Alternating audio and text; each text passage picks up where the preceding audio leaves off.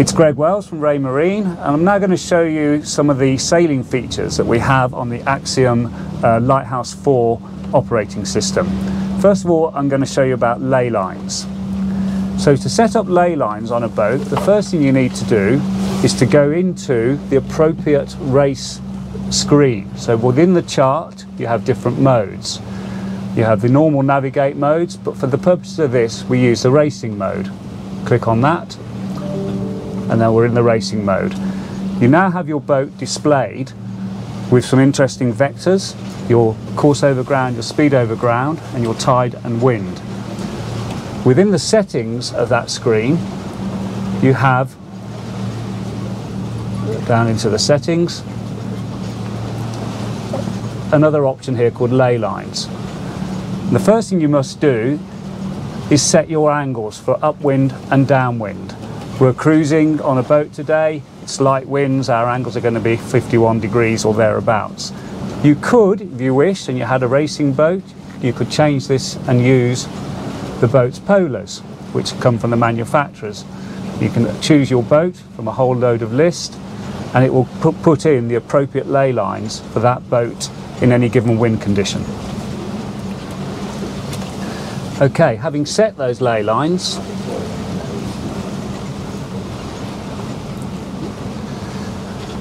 I'll go back to what we had, fixed angles, and we're on a sail cruiser, and you can adjust also for tides. For the purpose of this exercise I won't, but that's what you can do, so it takes in the effect of tides as well.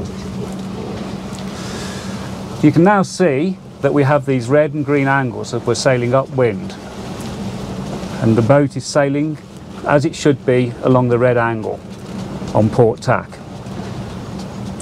You can see also we have the starboard tack, which will be the lay line if you were to tack onto the other side. And shortly, when we get nearer the shore here, we will be tacking, and you'll see how that works.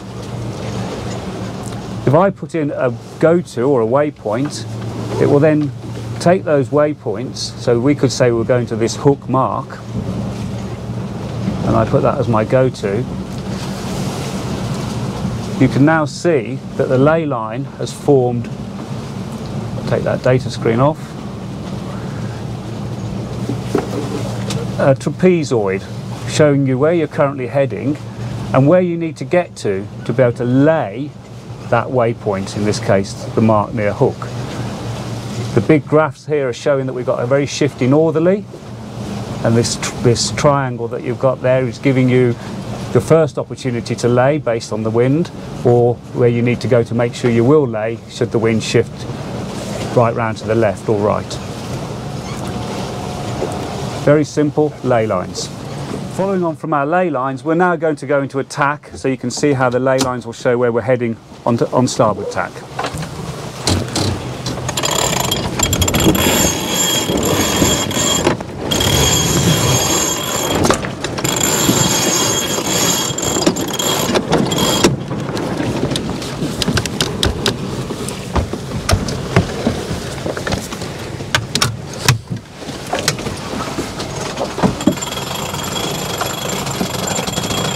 And there you see, now we've tacked and we're now heading down the starboard lay line. And where we would need to get to be able to get to our planned point. Worth mentioning also about the vectors that are displayed here. That's enough. So we have a black one which is your heading, and your blue one which is your speed over ground. The purple one here is the tide, where it's moving us at the moment, and obviously the wind, as we're coming onto it, is just slightly off our sort of starboard side. Those vectors you can actually change quite easily. You click onto the boat, and then you click, and then the options for the vectors come up. So you can turn heading off, cog off, or you can change the vector's period of time to infinite vectors. Now they go on forever, which can be quite useful if you're trying to spot whether you're going around a headland or something like that. Or you can just make them a timed vector, which is what we usually use, by turning infinite off and then selecting a time. In this case we've got 12 minutes, we could go to 6 minutes. Then turn off your tide and wind as well here, turn them on or off. That's how you set up your vectors. Very simple. Now you can see we're going downwind, and the angles now are depicted by the orange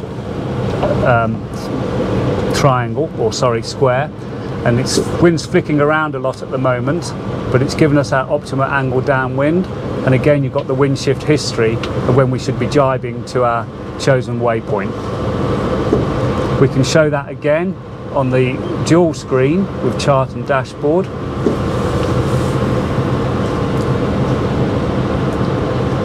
To bring up the wind rows once again, showing you where the notches should be in true wind, and here Roger's got it absolutely spot on for the angle. And that's downwind ley lines to help you make sure you're sailing your boat at your best performance in any given wind strength.